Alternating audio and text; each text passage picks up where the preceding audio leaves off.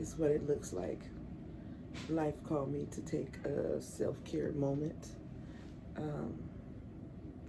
There's comedy in this story that I won't tell right now, but I just wanted to say that there's a lot of people that are pillars of strength. Like, what does it mean? I know a lot of ministers. I come from a legacy of ministers, and it takes a lot.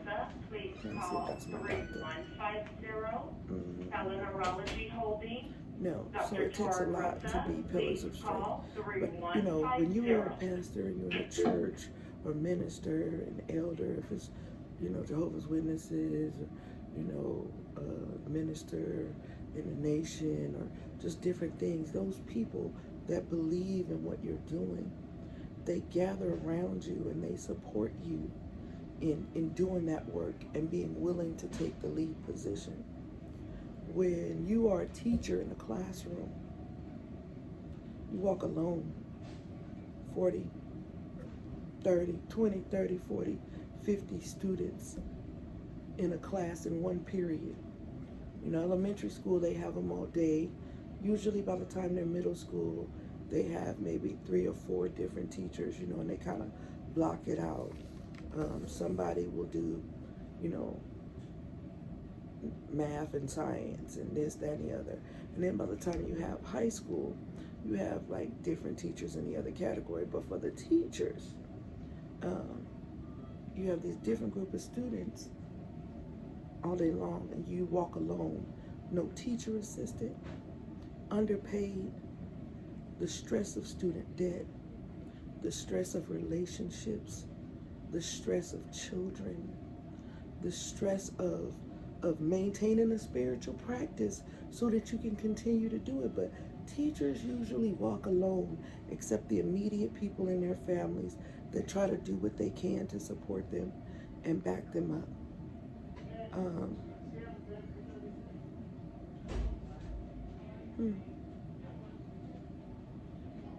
There's so many things I could say, but I just want to say that, and then people who are pillars of strength, sometimes they go too long being strong before they remind themselves that we are born into this human life in bodies like cars that must be maintained and cared for. And better to be sooner than later to stop. For a moment at least. And say, anybody else can back me up? Any professionals can support me on this? I cannot carry everything. And when I'm saying I cannot carry everything, I'm speaking for myself, but I'm also speaking of the thousands of teachers across this nation that are doing too much alone. There's no general across this nation, show your teacher card and you get a discount like veterans or seniors or things like that. Tell me, somebody, what is the benefit of the sacrifice of choosing to be a teacher? What is the benefit of the sacrifice of choosing to be a teacher? It's the first question. Second question is, would you do it? And the third question is it worth it? Let's get it going. Hit me up on Twitter. Let me know your thoughts at Dr. Seelove, DRSEELOVE. And let's hope they come soon. Bye. See you in a minute.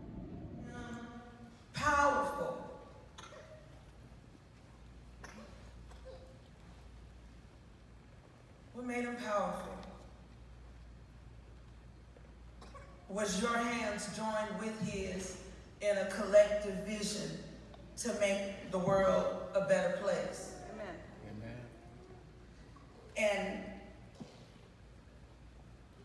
one time, so many years ago, I asked him, I said, Daddy, what's your favorite song? And what I remembered of it was, this is my story.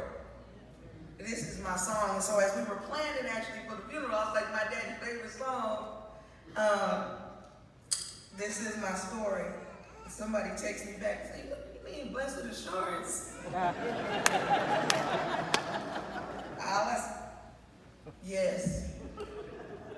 But that was like the secondary message of that song for me. That we all have an assurance that's blessed. Not insurance, but assurance. It doesn't cost us money every month. But what it does require that we invest is our will in God's will. And so my daddy says, thank you, and says thank you for everybody that ever baked a pie and made some greens and some ham hocks and all of those other things that he loved to eat.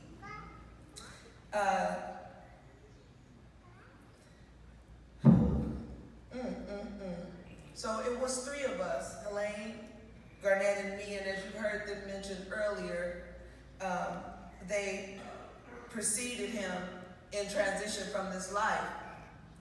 And as a daughter, it kind of put me in a really interesting position. You know, I have been dealing with grief since the age of 18, and I made it my business to try to understand a little bit more about this thing called life.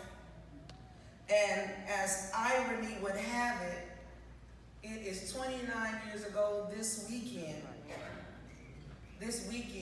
that my twin brother said goodbye. But right after he left, I began to study metaphysics, the unseen, you know, the things that I heard about sometime about these miracles, laying on of hands, our natural gifts, aura, chakras, energy medicine, the book of life, also known as the Akashic Records, energy healing, and, you know, I had met even some people that have had near-death experiences, and from my conversations with my twin, soul transitions. It was important for me to take an alternative path to education in terms of spiritual maturity. You see, I had spent my whole life in church, and I saw the people jumping about and singing and raising their hands and talking about this upper room and this great getting up morning and all of those things, and I was just a kid. I didn't understand.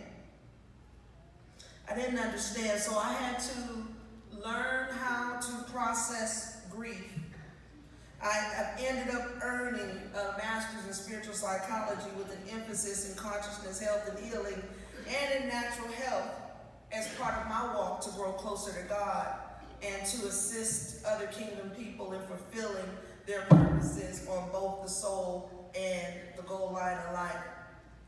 And I want you to know, my daddy invested in my education. He invested in, if my daddy, anybody who knows my daddy, he put his money where his mouth is. Mama. He put his wallet where his heart was. And he just only required of us that we do something good with it, because he could have done something else with it. So I want to include in this forgiveness, this journey. Forgiveness is a mandate that has been set for all of us who claim to be children of the Most High God. Amen. And to understand that wanting to forgive and getting to forgiveness are completely different happenings, but the importance of the role that forgiveness plays in our individual walk church communities. As church communities, how do we get to forgiveness? Why get to forgiveness? My professor once told me that non-forgiveness is like holding a hot stone in your hand with the intent of throwing it at someone else. But in the meantime, you get burned. So we have to learn how to forgive. There are people that are trained to assist us with that. I am one of those people. Life has taught me a lot. I'll run a couple of things really quickly. As I said when we were in LA, I have learned that in every pain there is a gain. And if you find yourself in pain and you're struggling with it, why can't I get rid of this pain? That means that you have not tuned in far enough to get into the listening, to the meditation. Like, Jesus went and he just had to sit with God in the garden and listen. There is a gain in every pain. In every grief, there's a relief. I mean, even today, so many people I haven't seen in years that I love so much. And we are here together in this love. I've learned that in every disappointment, there is a divine appointment. What does that mean? It's like something happens and we choose to be disappointed and pretend that God has failed us until we remember ourselves and acknowledge that God directs our course. My daddy wants me to tell you to prioritize your health. Prioritize your health. And that recreation time with your family is essential. And you've heard from his nieces and nephews and other relatives who took time to play with family. And I could say so much here today, but instead, I'm going to share two of my daddy's own writings. Less than 3 days after my daddy's soul disembodied, I heard my daddy's voice. And without looking, I reached my hand into a random box, touching what turned out to be a draft of a Lenten booklet he had prepared between 1996 and 2000. I don't even know how or when it got into my house, but these are the life lessons learned in the words of the Right Reverend Colonel Garnett Hennings Sr. Keep on running. Hebrew 12:1. And let us run with patience the race that is set before us. Many, many years ago, our parents often expressed their desire to succeed in the words, I'm going to run on and see what the end is going to be. Uncertain about the future, they kept running. Today, we face many challenges. Challenges run the entire gambit of the human experience. They are economic, spiritual, and family challenges. They may be personal, but to overcome them, we must keep on running. Encountering the challenges of Harvey Cox asked the question, are you running with me, Jesus? Jesus didn't sit on the side of the road. He runs with us. He makes our experiences his own. More than that, he empowers us to keep on running. Often roads we travel are rocky. Some have curves in them. They are certain to have detours and distractions, but we must keep on running if we are to reach our destination. As you listen to this meditation, you may be thinking, I've run as far as I can. Perhaps you have, but you have not run as far as God can carry you. Keep on running.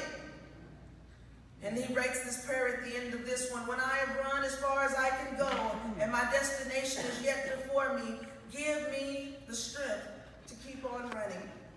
Amen. Amen. This second piece is entitled Free Indeed. John 8:36. If the Son therefore shall make you free, you shall be free indeed. I must be free. This is the cry of the human spirit. Oh, to live a life devoid of barriers and hindrances, with fences down and gates open.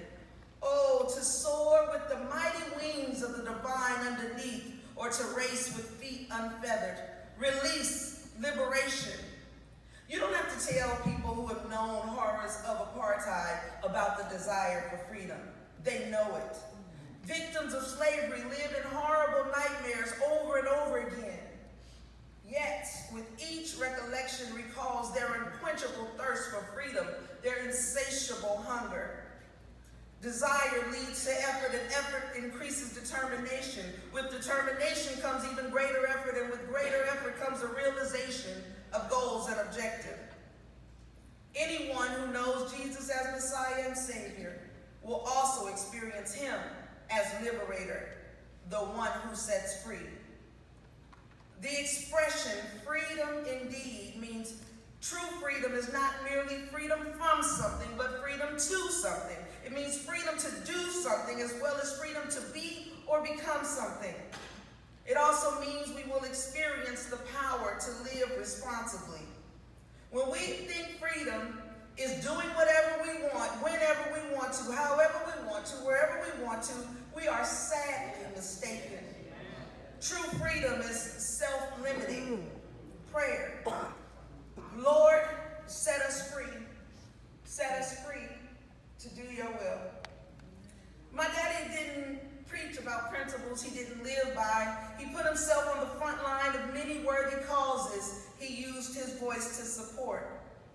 He now leaves these charges to each of us to do what we can, to run on for our historically black colleges and universities, to run on for our black children who need adoption, to run on for economic development, to run on for black boys who need mentoring, to run on against black on black violence, to run on against police brutality, to run on against the legally sanctioned murder of black boys and black men, to run on against the mass incarceration, to run on to turn more of our beloved AME churches into desperately needed community centers, to run on to get more people off the street and into permanent housing, to run on in our community for the impact that Vacation Bible School has on community youth, to run on to stabilize the black family, to run on for social justice everywhere, to run on in our ever-increasing faith, to run on to continue to surrender our will to God's will.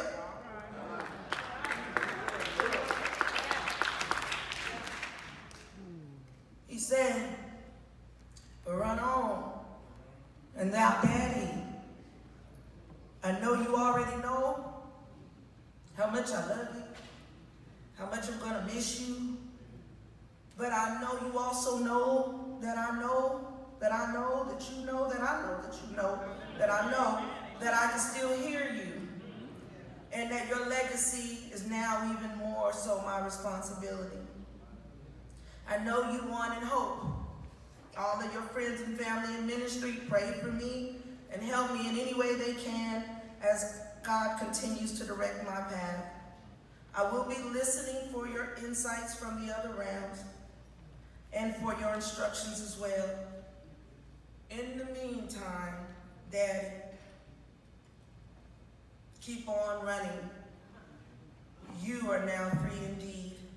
Thank you for choosing my mama to be your wife.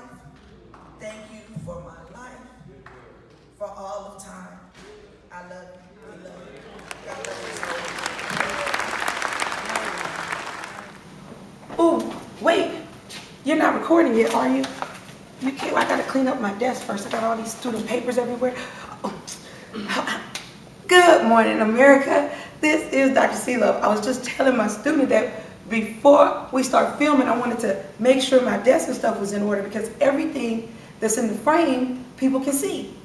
Like the children, like the graffiti on the walls and the dirt and trash all in the streets and the hopelessness and despair, they see it everywhere. I mean, and it just seems that nobody cares and they see that too, and I don't know what they are supposed to make of it, but I was telling them that we need to clean this up.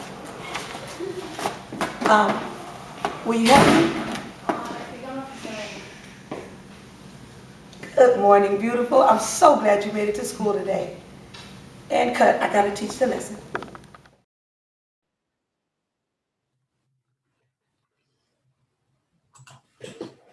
Good morning. or good afternoon. I'm not sure what time you'll actually see this, but I'm happy to be with you. Very happy. My name is Michael Murphy, and if we ever have the privilege of meeting in person, I would really appreciate it if you would call me Mike. Or Michael. My mom called me Michael. It has a nice, sweet ring to it.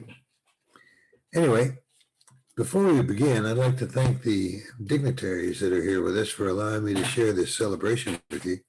Thank you to Tanya Ortiz Franklin, board member, Dr. Robert Whitman, administrator Fremont, COS, council member Corrine Price, and of course, your beloved principal, Juliana Williams Kohlmeyer.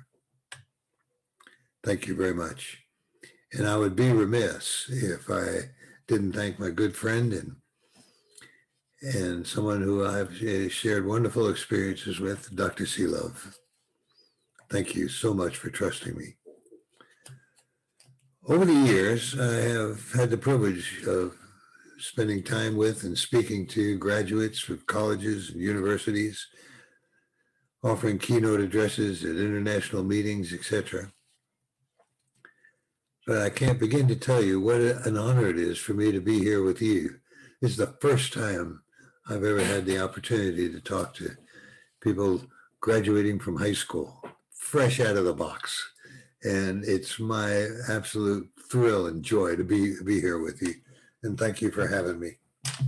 Before I begin, I'd like to just talk to your friends and your family and your loved ones and your teachers that are here to celebrate with you. I just have to have a little brief chat with them, and I'll be right back. So, friends, family, loved ones, and teachers, like you heard, my name is Mike Murphy, and out there amongst you are these graduates who are about to graduate. It's a milestone, and life as they knew it ends today. Everything happens from this moment forward will be their future. And all they need to ensure that future is our positive reinforcement, our positive direction, our mentoring, and especially our loving. And thank you for being here. And now I'd like you to listen to what I have to say to your graduates. Well, I'm back. I hope you had a listen. And I want to start with saying, when my dear friend, Dr. Seelove, asked me to do this, my mind raced back 59 years to 1962, when I was sitting exactly where you're sitting. I was graduating from high school. And at that time, 59 years ago, I still am, the son of immigrants. I'm the first male in my family to get past the third grade. I ranked last in my class, 33 of 33. And I think if there was a 34, I would have been 34 of 33.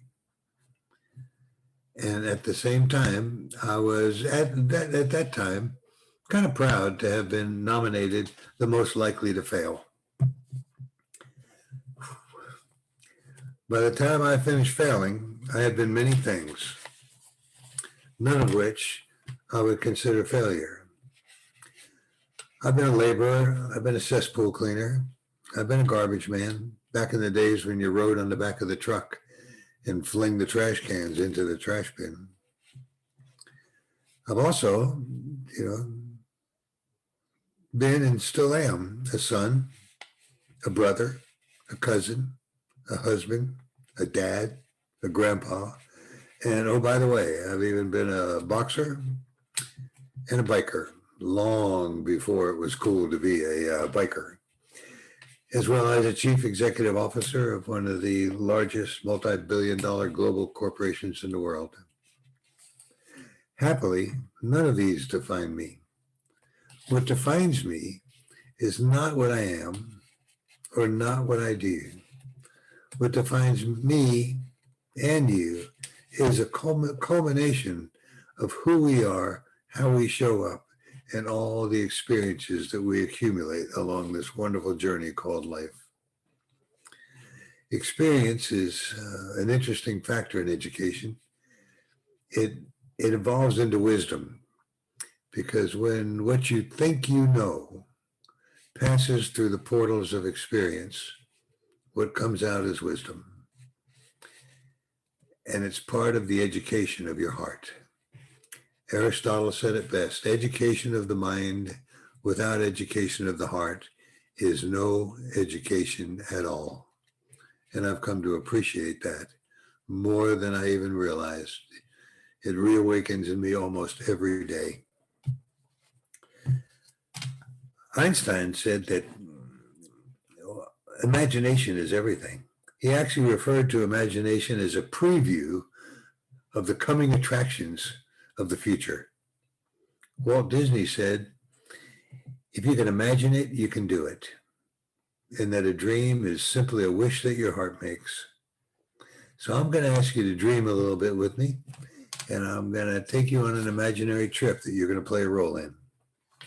I want you to come back with me to the year 2000, popularly known as Y2K. And back at the turn of the century, which I believe all of you were born right at or maybe a little bit after year 2000. But during that world that you grew up in, there was 6 billion of us here on the planet. And I want you to be one of the 6 billion, but I want to reduce that representation down to 100 people sitting where you're sitting, and you represent the 6 billion people that were on the planet at that time. So imagine this. 13 of you would be Europeans. 13 of you would be Americans. And I'm using these definitions of Europeans and Americans, etc., with the broadest possible range you can imagine. If you're one of the 13 that's an American, that's as far north in Canada and as far south in Latin America as you can go. The 13 in Europe includes Russia, all right? 61 of you, well, actually 13 of you also would be from Africa, all the regions of Africa, and 61 of you would be from the Asia Pacific region. 48 of you, almost 50% of the global population, would be under the age of 25. Only 1 in 3 could read.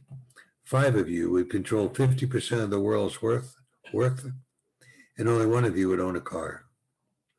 Fast forward to today, we're pushing 8 billion now. It's about 7.8 billion last time I checked the counter. And now what comes next is the world that you will live in, the world you will grow up in, the world that you will continue your education or your work experience or whatever you choose as your life's journey will happen in the future. And the future's now. What I just told you was in the past. We are now in the future again and again and again and again. Standing still amongst this kind of change is the fastest way I know of moving backwards. The future is not something you look forward to. It is something that you create every day, every minute, every hour. It is not what will happen. It is what's happening. So the only question is, whose future is it?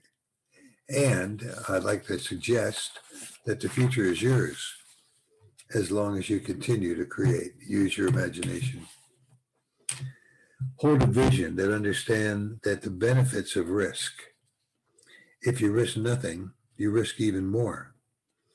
A vision that understands the rewards of failure. As Darwin said, there is no failure. There's just unexpected outcomes. A vision that understands the great discovery often comes from people whose feelings run far ahead of their thinking. Allow yourself to dream no matter what you want out of life. Envision it, and if you can dream it, you can do it. So, instead of seeing things and asking why, dream of things never before and ask why not. No matter what your aspirations are, you will be required to be a leader in your business life, your family life, your personal life, as a father, as a mother, as a coach, or in your community, or in your church, or in your local clubhouse. You will find yourself in a position that requires you to be a leader. And all I can say is that leadership requires strong personal values. When I was your age, I promised I would never say that. When I got out of high school, I had about 25, 30 things that were very, very, very important to me. I've got 3 left. Go figure.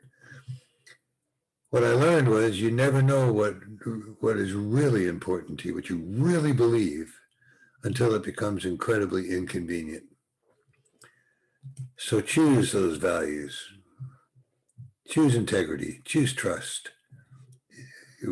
Because it requires that if you're a leader, all I can say is these things will make a difference.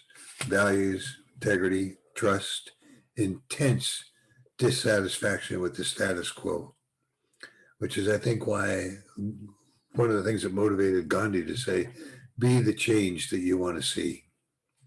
Always remember that the first responsibility of a leader is to show up in their authenticity and who they are. Before I go, I'd like to take a few minutes to talk about you, which is probably the most important part of what I have to say, because this is what my heart wants your heart to know. You leave here this afternoon with only one thing that no one else has. Only one thing. There will be thousands of people out there doing what you want to do for a living. But you will be the only person who has the sole custody of your life, your particular life, your entire life. Not just your life at a desk, or your life in the car, or your life at the computer, or life at a game, or not just the life of your mind, but the life of your heart. 76 years ago, I started, and probably consciously started it 20 years ago, the longest journey over the shortest distance that I've ever taken. It was a journey from here, my mind, to here, my heart. It's 18 inches, I measured it. And it took a long time for one to fall in love with the other. And so it's not just the journey of your mind. Like I said before, it's the journey of your heart, not just your bank account, but your soul. People don't talk about the soul much anymore. It's so much easier to write a report or craft a nice resume, but neither are comfort when you're sad or lonely. So here's my resume. My name is Mike Murphy, and I am a culmination of all that's happened to me. And not only am I who I am, I show up that way. And I could even say to you, although we've never met, that in the simplest way that you can possibly imagine, I love you. I love you. Now, there's interesting things, so many interesting things that happen to us that we actually don't give value to. But let me suggest a few that you just kind of give a little, when they show up, really give them some attention. If you're happy to be a parent, then you don't have to be a parent. Matter of fact, everybody's capable of being a parent, but it doesn't mean you have to be one. But if you are, be a good dad. Show up for your kids. Check in. Laugh with them. Love them. Observe them. Learn from them. If you have friends, be a good friend to your friends. Without them, wouldn't be much I would say to you, because all I'd be is what I do for a living, and not who I am. Many people will walk in and out of your life, but those rare few, friends, family, loved ones, wherever they come from, those rare few will leave footprints on your heart. Those rare few will leave footprints on your heart. I would be, at best, mediocre if all I was what I do. At best, I would be mediocre. You really can't be good at what you do for a living, especially if what you do is all you are. You know, remember, you have control. The one thing you have that no one else has is you. You. Trust me, your full balanced life will ever increase your value to your family, your employer, to your kids, to your friends. So, as they say, take time to smell those flowers and notice the smell of the ocean. Watch birds fly, play with children. Oh my goodness. There's so much to learn from children. Cherish those childlike qualities they have of wonderment and discovery and imagination and innovation. And they're just so full of brand new, a child can be easily defined as music never heard, art never seen, books never read, Disneyland's never visited. Remember that you will always, always, always be a student. Learn, and love to learn. Love to learn, because it's unlimited, and it will even increase your experiential growth and your understanding of the universe and how it works. Recently, something happened to me, and I say it quite honestly, if I had a choice, I would have skipped that one. I would have preferred it didn't happen to me. But if I learned anything, I learned to love the journey and not just focus on the destination. In your business life, in your personal life, today is the only guarantee you get. Yesterday's gone and tomorrow's a mystery. Imagine a world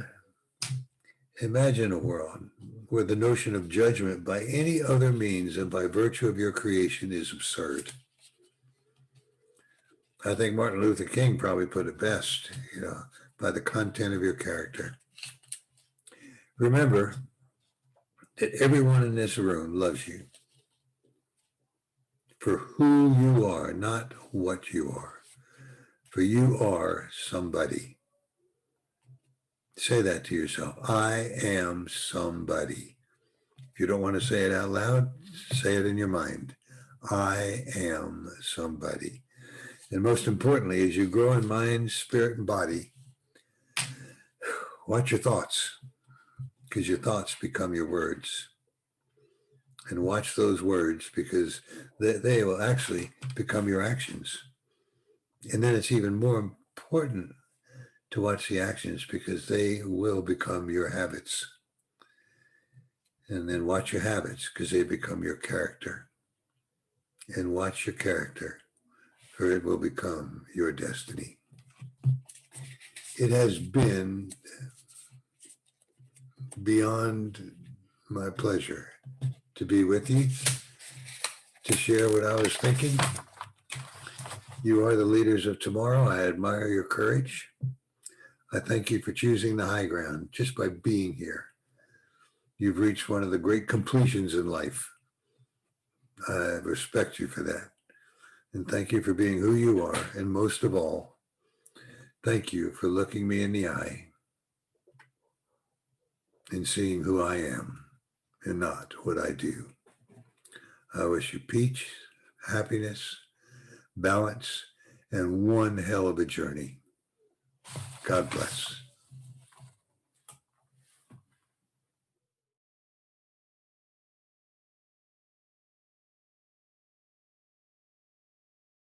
This is Dr. Sheila, and this is Trinity. Hi. We wrote a song called Journey Forward. I hope you guys like it.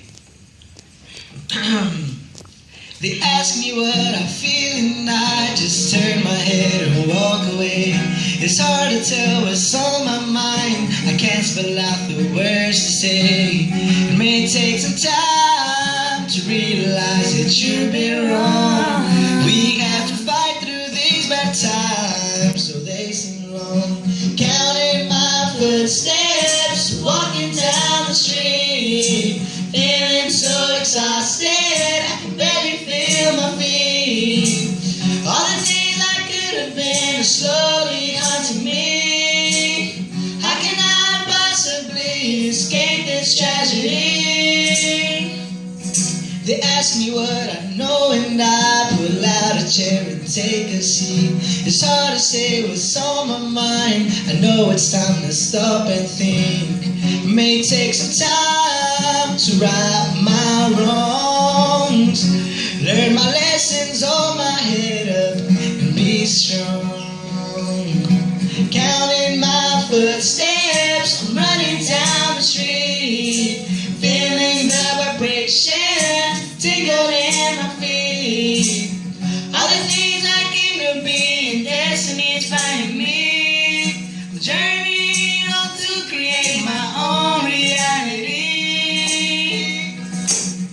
every session there's a blessing, and for every pain there's a gain. You gotta break the chains and bear the strain. You came to reign. For every session there's a blessing, and every pain there's a gain. You gotta break the chains and bear the strain. You came to reign. They ask me how I got here, and I walk the stakes to engage. I reach the brink, I'm soaring to my peak. I took the time to think and change my life and live it long. Learn my lessons, hold my head up and be strong. No more counting footsteps, I'm dancing on the street, feeling elevated, come and celebrate with me. All the things I came to be are now my new reality. I'm journeying forward, oh how I love my destiny. For every session there's a blessing, and for every pain there's a gain. You gotta break the chains and bear the strain. You came to reign. For every session there's a blessing, and for every pain there's a gain. You gotta break the chains and bear the strain. You came to reign. They ask me how I got here, and I think, why are you? They ask me how I got here, and I think, why are you? Thank you. Thank you. Thank you. Thank you. Thank you. Hello and welcome back. It's that time for By the Fire Chat. And today we are going to do something I love to do, and that is read. Today we're going to be looking at a woman. Her name is Florence Scovel, and she was born September 28th, 1871 in Camden, New Jersey, and she transcended October 17th, 1940. So she was an American artist and book illustrator who became a New Thought spiritual teacher and metaphysical writer in her middle years. A lot of people ask me, how did I become Dr. C-Love? I am a metaphysician. I'm trained. I've been practicing since the ascension of my twin in 1989.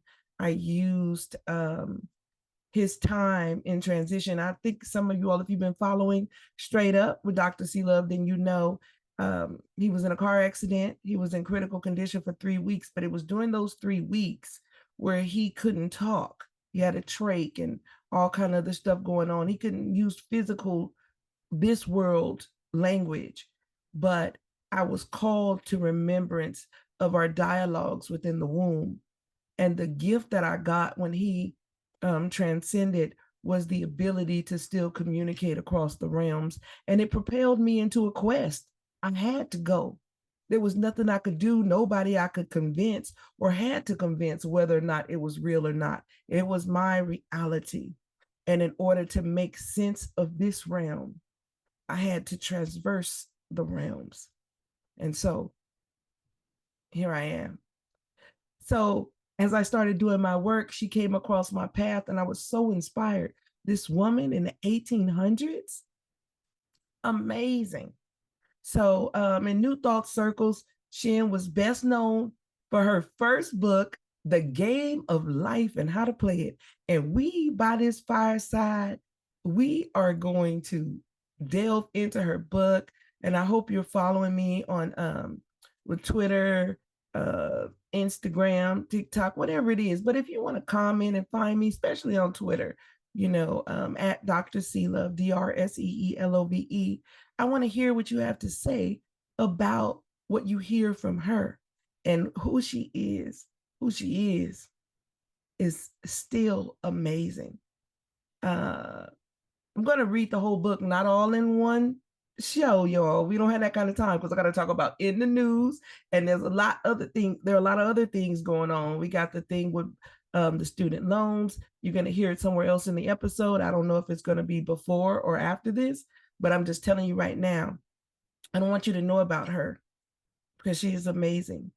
She expressed her philosophy as the invisible forces are ever working for man who is always pulling the strings himself, though he does not know it, owing to the vibratory power of words, whatever man voices, he begins to attract. So the game of life, I'm going to start with the very first chapter.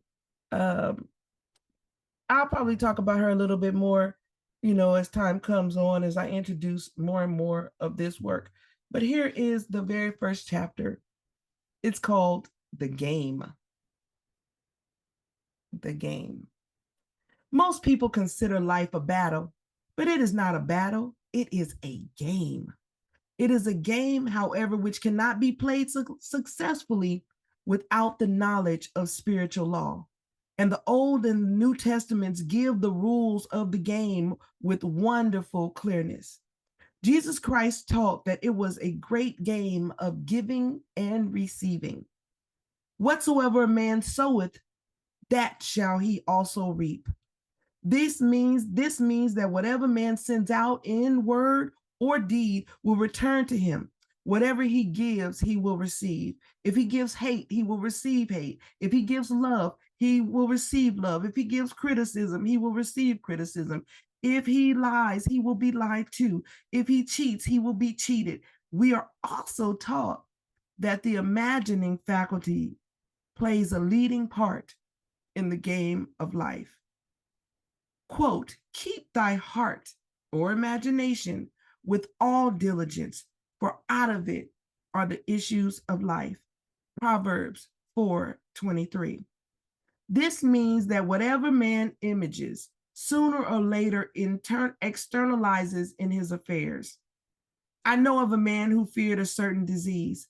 It was a very rare disease and difficult to get, but he pictured it continuously and read about it until it manifested in his body. And he died, the victim of distorted imagination.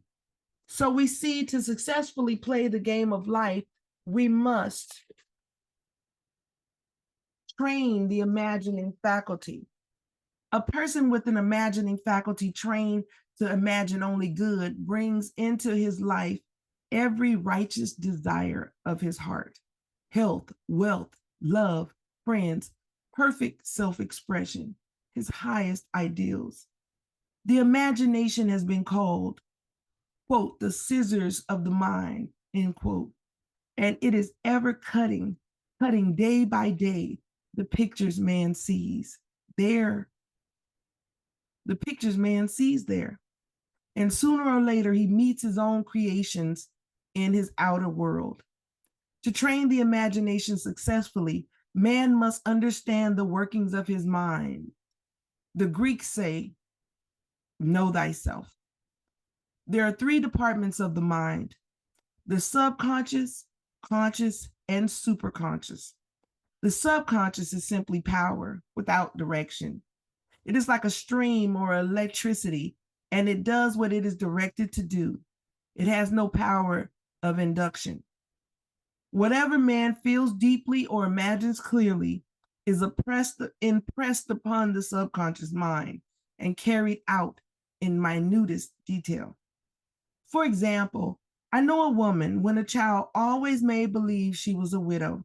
She dressed up in black clothes and wore a long black veil, and people thought she was very clever and amusing. She grew up and married a man with whom she was deeply in love. In a short time, he died, and she wore black and a sweeping veil for many years. The picture of herself as a widow was impressed upon the subconscious mind, and in due time worked itself out, regardless of the havoc created. The conscious mind has also been called mortal or carnal mind. It is the human mind and sees life as it appears to be. It sees death, disaster, sickness, poverty, and limitation of every kind, and it impresses the subconscious. The superconscious mind is the God mind within each man and is the realm of perfect ideas. It is the realm of perfect ideas. In it is the perfect pattern spoken of by Plato, the divine design. For there is a divine design for each person. Quote, there is a place that you are to fill and no one else can fill. Something that you are to do, which no one else can do. There is a perfect picture of this in the superconscious mind. It usually flashes across the conscious as an unattainable idea, something too good to be true. In reality, it is man's true destiny or destination, flashed to from the infinite intelligence which is within himself. Many people, however, are in ignorance of their true destinies and are striving for things and situations which do not belong to them and would only bring failure and dissatisfaction if attained. For example, a woman came to me and asked me to speak the word that she would marry a certain man with whom she was very much in love. She called him AB. I replied that this would be a violation of spiritual law, but that I would speak the word for the right man, the divine selection, the man who belonged to her by divine right. I added, if AB is the right man, you can't lose him. And if he isn't, you will receive his equivalent. She saw AB frequently, but no headway was made in their friendship. One evening she called and said, do you know, for the last week, AB hasn't seemed so wonderful to me. I replied, maybe he is not the divine selection. Another man may be the right one. Soon after that, she met another man who fell in love with her at once and who said she was his ideal. In fact, he said all the things she had always wished AB would say to her. She remarked, it was quite uncanny. She soon returned his love and lost all interest in AB. This showed the law of substitution. A right idea was substituted for a wrong one.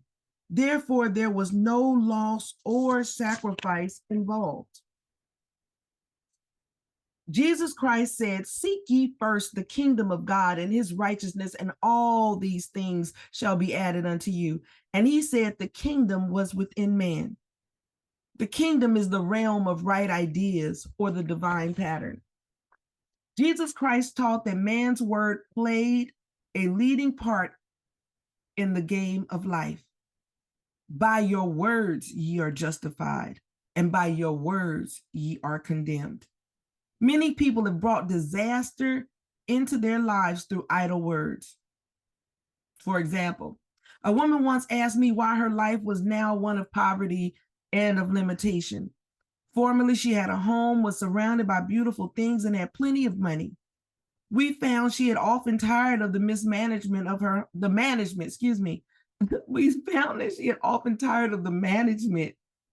her home and had said repeatedly, I am sick and tired of things.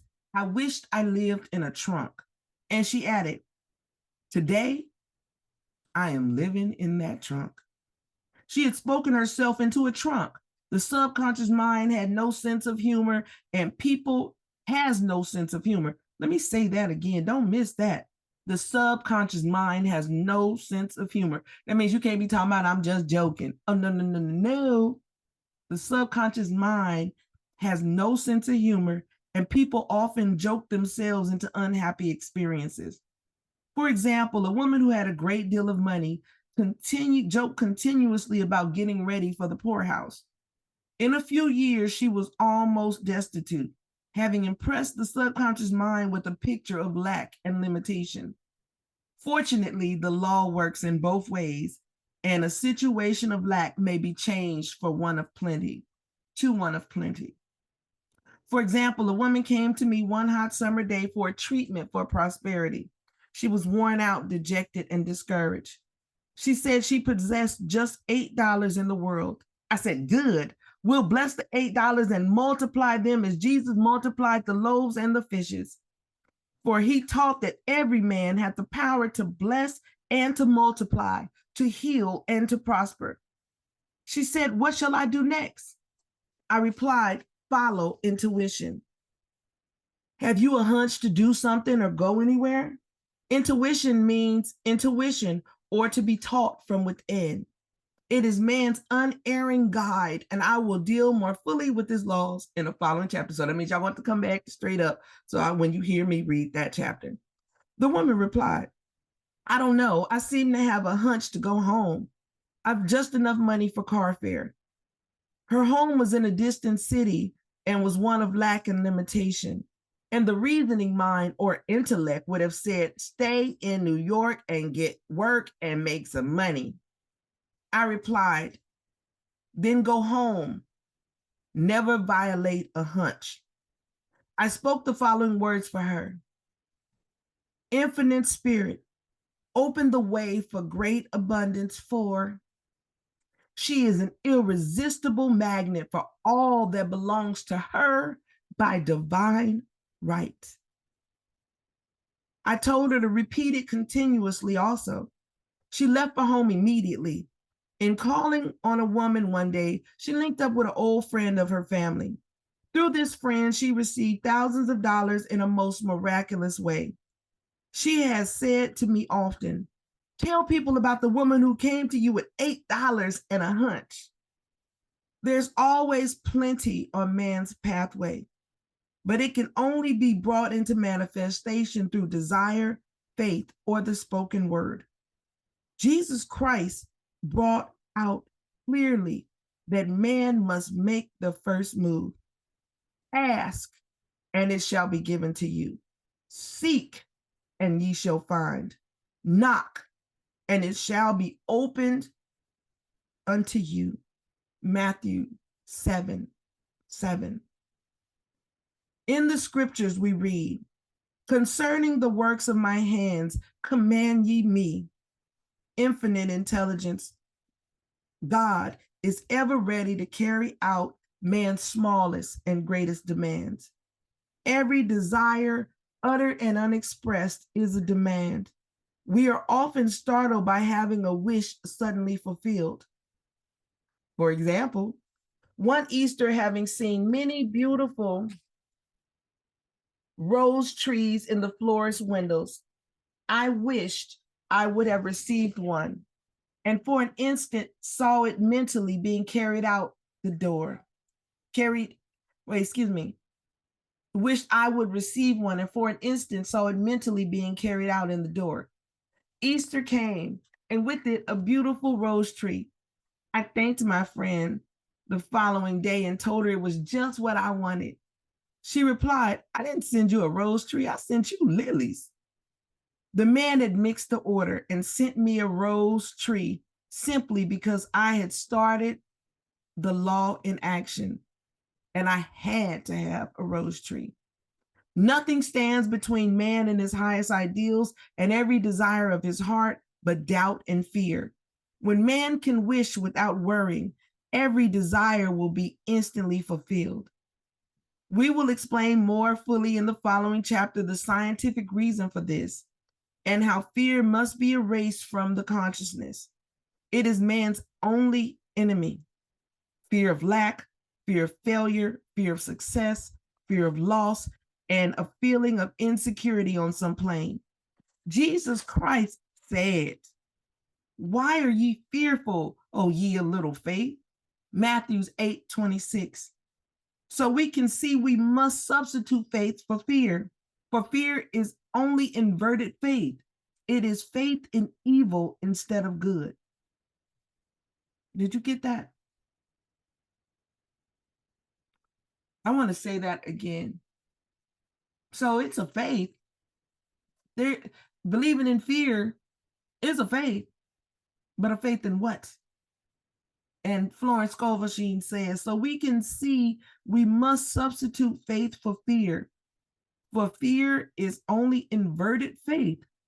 It is faith in evil instead of good.